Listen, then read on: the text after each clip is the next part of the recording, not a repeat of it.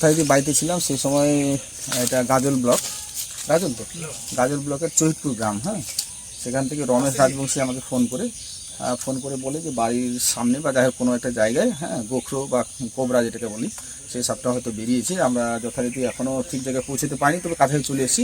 আপনারা দেখতে থাকুন, হ্যাঁ, বিশদে ভিডিওটা দেওয়া হবে।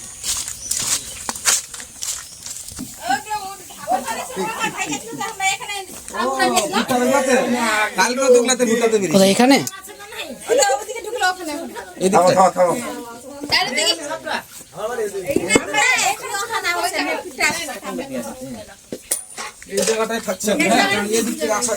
তুমি ওই জায়গায় থাকো, বুঝতে পারলাম।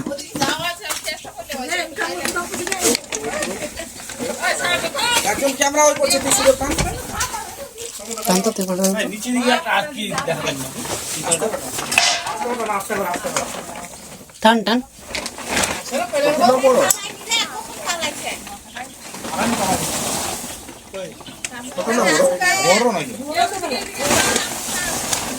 ওই যে একটা বাচ্চা আছে, বাচ্চা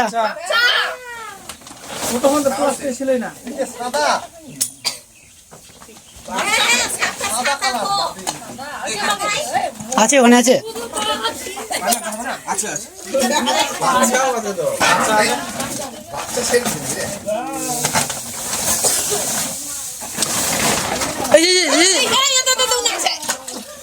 ইঁদুর আছে, বুঝতে পারলা?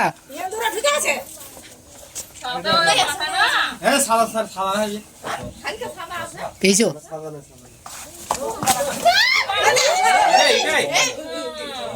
আরো বাচ্চা আছে, বুঝতে পারলাম।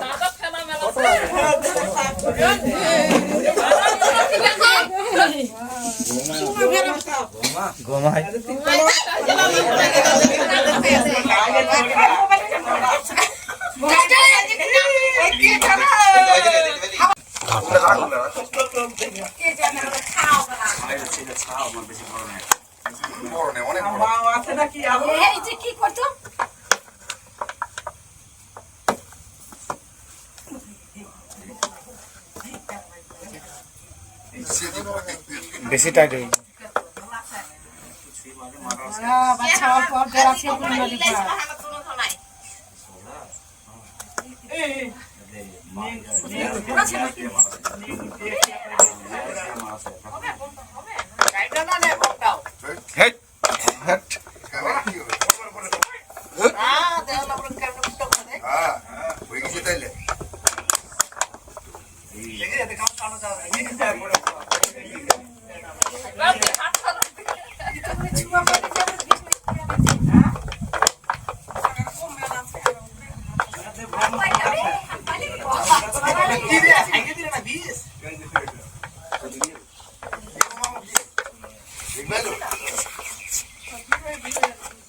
बीस में पायखाना बोले थे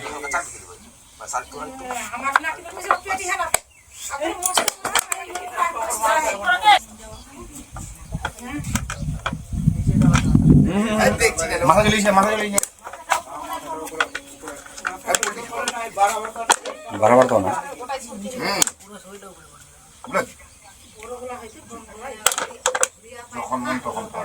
ठीक है ठीक है चल चल चल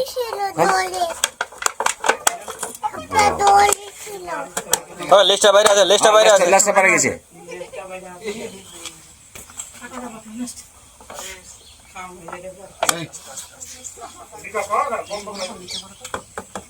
মাথাটা নিচে হালাবে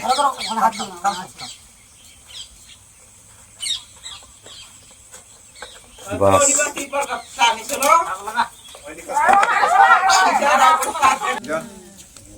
আচ্ছা জায়গাটাকে বলছে স্পেকট্রাল কোবরা, হ্যাঁ, বাংলায় বলা হচ্ছে গোখরো।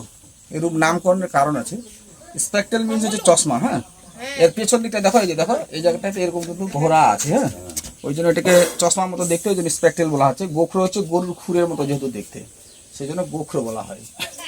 তো যাই হোক, আমাদের পশ্চিমবঙ্গে 4 ধরনের সাপ হচ্ছে বিষাক্ত, বাকি যতগুলো সাপ আছে সবই কিন্তু নন ভেনামাস, মানে বিষাক্ত নয়। এবার আমরা সাপ না চিনলে তো বুঝতে পারবো না যে কোনটা বিষাক্ত নয়। তাহলে আমি সেই সম্পর্কে একটু বলে দিই। বাকিটা যদি আপনাদের ভালো করে জানার ইচ্ছা থাকে বা সাপ সম্পর্কে যদি ওয়াকিবহাল হওয়ার দরকার মনে হয় আপনাদের, তাহলে আমার যে সঞ্জিত রাজবংশী বলে যে পেজটা আছে ওখানে দেখবেন সমস্ত সাপের সম্পূর্ণ বিস্তৃত বিবরণ এবং ছবি সহ দেওয়া আছে। হ্যাঁ, তো যাই হোক, এটা হচ্ছে গোখরো, যেটাকে বললাম। এই সাপটা একটা বিষাক্ত সাপের মধ্যে অন্যতম। এটা নিউরোটক্সিন যুক্ত বিষ। এই সাপটা যত সাপ আছে তার মধ্যে এই সাপটার বিষটা কিন্তু দ্রুততার মধ্যে ওঠে, সেই জন্য এর সময় মাত্র 60 থেকে 70 মিনিট। এবার আমাদের ফার্স্ট এড কি হবে সাপেটা কাটলে? ভুল করেও, আমি আবার সব জায়গায় জোরহাত করে বলছি, হ্যাঁ, সাপে কাটলে কিন্তু ভুল করেও কোনো অঝার কাছে যাওয়া যাবে না। অঝার কাছে গেলেন মানে আপনি নিজের জীবন বিসর্জন দিয়ে দিলেন, মানে আপনি শেষ। পৃথিবীর কোনো শক্তি নাই যে অঝা তাকে ঠিক করে। আপনার উচিত ফার্স্ট একদম যে জায়গাটায় কেটেছে সেই জায়গাটায় ডেটল কিংবা সাবান দিয়ে আগে পরিষ্কার করে দেওয়া। আরেকটা আমাদের বদ্ধ ধারণা আছে বা ভুল ধারণা আছে যে যে জায়গাটা সাপে কেটেছে আমরা কি করি, রক্ত চলাচল যেন না হয় সেজন্য একদম টাইট করে বেঁধে দিই। এটা ভুল। ওটা করলে কি হবে, আপনার রক্ত চলাচল বন্ধ হয়ে আপনি এমনি পক্ষাঘাতে মারা যাবেন। সেই জন্য একদম শুধু পরিষ্কার করে নিয়ে একজন ড্রাইভার থাকবে। সবচেয়ে ভালো উপায় হচ্ছে মোটরসাইকেল। একজন ড্রাইভার থাকবে, মাঝখানে পেশেন্টকে বসাবেন আর পেছনে একজন বসে থাকবেন, আর ওকে সাহস দেবেন। কিন্তু সাপে কেটে যতজন না মারা যায় তার চেয়ে আমরা মারা যাই কি জানেন, আতঙ্কে। সাপে কেটে দিয়ে যাবেন আমি শেষ, এই যে একটা মানুষের ধারণা, ঠিক আছে। হাসপাতালে যাবেন, অ্যান্টিভেনাম দেবে, আপনি 2 থেকে 3 দিন রাখবে, পর্যবেক্ষণে আপনাকে ছেড়ে দেবে। এটা হচ্ছে কোবরা। বাকি যে আরো 3টে সাপের কথা বলবো সেটা কিন্তু সময়টা একটু বেশি নেয়, মানে অত ইয়ে না, কিন্তু রিক্সি খুব। কিন্তু তবু আপনাকে হাসপাতালে অবশ্যই যেতে হবে। 2 নাম্বার যেটা হচ্ছে সেটা হচ্ছে চন্দ্রগড়া। চন্দ্রগড়ার ব্যাপারটা আপনারা জানেন, এই সময় বিশেষ করে ধানের জমিতে প্রচুর উপদ্রব হয়। তো যাই হোক, চন্দ্রগড়া দেখলে বুঝতে পারবেন, দেখেছেন অনেকেই হয়তো। কিন্তু আমি এই বিষয়ে আরেকটু বলবো আপনাদের যে এই সময় যেহেতু ধান স্প্রে করছেন, একটু সচেতনতা অবলম্বন করলেই কিন্তু চন্দ্রগড়ার হাত থেকে বাঁচতে পারবেন। কিরকম? চন্দ্রগড়া সাপের ধর্ম হচ্ছে আল থেকে 3-4 ধাপ দূরের মধ্যেই থাকে, ওরা কিন্তু ভেতরে যায় না। সেই জন্য জমি যখন স্প্রে করতে নামবেন তখন কি করবেন, আল থেকে স্প্রেটা শুরু করবেন না, ভেতর দিক থেকে আপনি বাইরে আসেন। তাহলে কি হবে, স্প্রে করতে করতে যখন বাইরে আসবেন সাপটাও তখন কিন্তু বিশ্বের যখন ইয়ে পাবে কিনা তখন অন্য জমিতে চলে যাবে। সেক্ষেত্রে আপনি একটু মানে সেফ থাকতে পারবেন। এটা 2 নাম্বার। 3 নাম্বার হচ্ছে আপনার হচ্ছে কালাচ, যেটাকে বলা হচ্ছে সাইলেন্ট কিলার। রাত্রিবেলায় বিছানায় গিয়ে কাটে, বুঝতেও পারবেন না যে আপনাকে সাপে কেটেছে। কি করে বুঝবেন? লক্ষণ দেখে বুঝতে হবে যে আপনাকে ওই সাপে কেটেছে।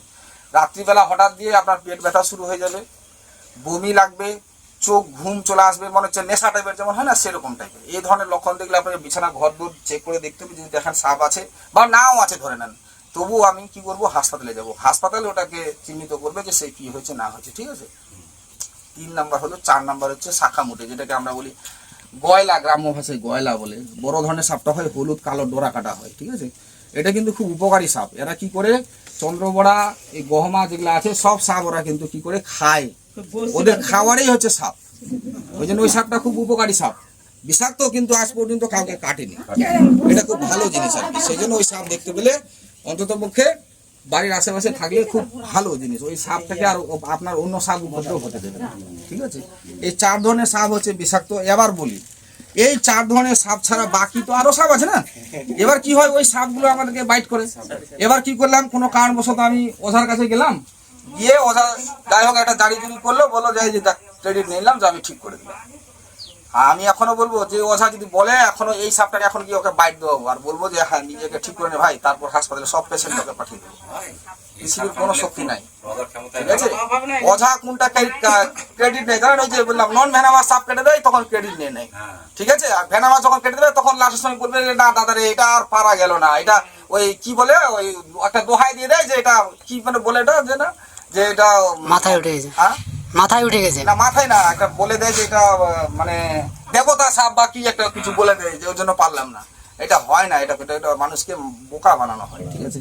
তো যাই হোক, এই 4টা এই ধরনের সাপ যেটা বললাম এগুলো সম্পর্কে। আর আপনাদের সাপ বিষয়ে আরেকটা বিষয় বলার আছে, সাপ যে দেখলে মারতে হবে এরকম কোনো কথা নয়। সৃষ্টিকর্তা সেই হিসেবে সৃষ্টি করেছে, পরিবেশের ভারসাম্য রক্ষার জন্য কিন্তু সাপকে বাঁচানো দরকার। কেননা আপনারা যদি সাপ না থাকে তাহলে আমরাও কিন্তু থাকবো না। একটা ব্যাপার আছে, ওটা হয়তো অনেকে ভাবি না। যেমন ধরেন পরিসংখ্যান বলছে এক জোড়া ইঁদুর যদি ছেড়ে দেওয়া যায় 1 বছর 32,000 বাচ্চা দেবে। তাহলে সাপ থাকলো না, সাপের প্রিয় খাদ্য ইঁদুর। এবার সাপ আছে বলে ইঁদুরের ব্যালেন্সটা আছে তো নাকি? এবার কি হবে, ইঁদুর তার বাচ্চা হয়ে যাবে, তো তখন তাদের ওদের অ্যাটাক করার কেউ নাই। তাহলে জমির ফসলটা কিন্তু তখন আমরা আর বাড়িতে তুলে আনতে পারবো না, তখন ইঁদুরেই খেয়ে নেবে। ঠিক আছে না? ব্যাপারটা বুঝতে পারলেন? একটার সঙ্গে একটা কিন্তু লিঙ্ক আছে, এটা আমরা অনেকে বুঝতে পারি না। 2 নাম্বার হচ্ছে কি, সাপের বিষ থেকে কিন্তু অ্যান্টিভেনামটা তৈরি হয়। ঠিক আছে, এবার সাপ যখন না থাকলো তাহলে অ্যান্টিভেনাম কোথায় পাবো? ঠিক আছে কিনা? সাপের বিষ থেকে সাপের বিষের ওষুধ তৈরি হয়, যে আমরা সাপে বাইট করি। হ্যাঁ, তো এই হচ্ছে ব্যাপার। তবু আমি আবার একবার জোরহাত করে সবাইকে বলছি, আপনার নিজের পরিবার হোক বা অন্য আত্মীয় স্বজন হোক, সাপে যদি কাটে ভুল করেও কিন্তু ওঝার কাছে পাঠাবেন না। একদম ওর ফার্স্ট কর্তব্য যেটা বললাম, একদম হাসপাতালে যাওয়া, হাসপাতালে গিয়ে বাকিটা ওনাদের হাতে ছেড়ে দেন। আপনি বললাম একদম 100% সুস্থ হয়ে আসবেন। হাসপাতালে যত দ্রুত সম্ভব যাওয়া যায় তার জন্য বললাম, একদম কার ফার আমরা সাধারণত খুঁজি, কোনো দরকার নেই। বাইক হচ্ছে সবচেয়ে বেটার, কারণ এভেলেবেল এখন প্রত্যেকের বাড়ি বাইক আছে। ঠিক আছে না? এখন সুস্থ থাকুন। জয় হিন্দ, জয় ভারত। আমরা যেটা বললাম যে এটা হচ্ছে গাজল ব্লক, চৈতপুর গ্রাম। আপনার নামটা কি যেন বললেন? আপনার নামটা? রমেশ রাজবংশী। ওনার বাড়িতে যাই হোক, এখানে একটা জায়গায় ওইখানে ঢাকা ছিল, হ্যাঁ, সেখান থেকে এই সাপটা এখন উদ্ধার করলাম। তো এই সম্পর্কে এখানকার যে একজন মহিলা আছেন, তিনি নিজে সেই শিকার হয়েছেন, ওনার কাছ থেকে আমরা শুনে নিচ্ছি। বলেন। এখানে ছিল খড়ি ঢাকা ছিল, তামুর কাছে ছিল সাপটা এখান থেকে দেখতে পেয়েছি না, ঠিক আছে। তুই খাসি কেনা তো এখানে তামু ছিল, খড়ি ঢাকায় তামুরে টানলাম, এখান থেকে সাপ বের হলে তার আমি ফোন করলাম, আসতে বললাম, আজকে সাপটাকে ধরে নিয়ে গেল। তো যা, এখন সাপটা ধরার পর আপনারা সাপটা ধরার পর এখন বিপদ মুক্ত হচ্ছে না? সাপটা ধরার পর বিপদ মুক্তি হলো, এখন রক্ষা পেলাম। আপনারা খুশি তো? আমাদের খুশি হলাম। আচ্ছা, যাই হোক, আপনাদেরকে আরো একবার অসংখ্য ধন্যবাদ জ্ঞাপন করছি যে আপনারা বুঝতে পেরেছেন যে সাপকে বাঁচানো জরুরি। অতএব সকালে ভালো থাকেন, সুস্থ থাকেন।